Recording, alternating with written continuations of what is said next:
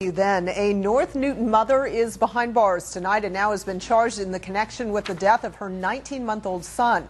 KSN's Ann Meyer joins us live from Harvey County with those new developments. Ann. Well, Stephanie, Katheryn Nicole Dale is being held here at the Harvey County Jail. Prosecutors now say she not only knew about the abuse going on in her home at the hands of her boyfriend, but she also took part in the abuse of her son, who has now been identified as Vincent Hill. Preliminary hearing is going to be scheduled for next Thursday. 20-year-old Katheryn Nicole Dale was in court late Wednesday. She's been charged with aggravated battery, child abuse, and 2 counts of endangering a child. I feel confident that I can take a case to a jury that the mother physically contributed to injuries to this child. A makeshift memorial is growing outside the home where 19-month-old Vincent Hill lived. Police were called here Saturday by 26-year-old Chad Carr, who was Dale's boyfriend.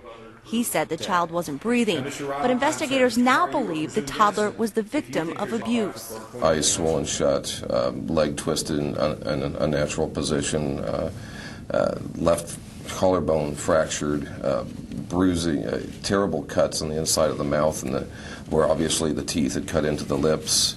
Once an autopsy is complete, Yoder may file murder charges in this case, likely against Chad Carr, since he was the last person with the child before he died.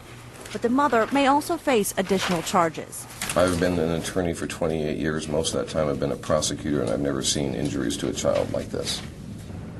Harvey County Sheriff T. Walton also confirmed today that a neighbor did call an SRS abuse hotline in January, saying that she heard screams coming from the child inside the home. But that SRS never investigated that report or forwarded the information to its office here in Newton. Now, Walton is frustrated by this. He now wants residents not to call that hotline, instead to call 911, because that will ensure that an officer will go to the home in question and investigate the case. Now, I did talk to an SRS spokeswoman. She says she cannot comment on the case because all child abuse cases are confidential, but she did say that hotline gets about 52,000 calls a year, and of which last year 49% of those were investigated. We're live in Newton. Ann Meyer, KSN News.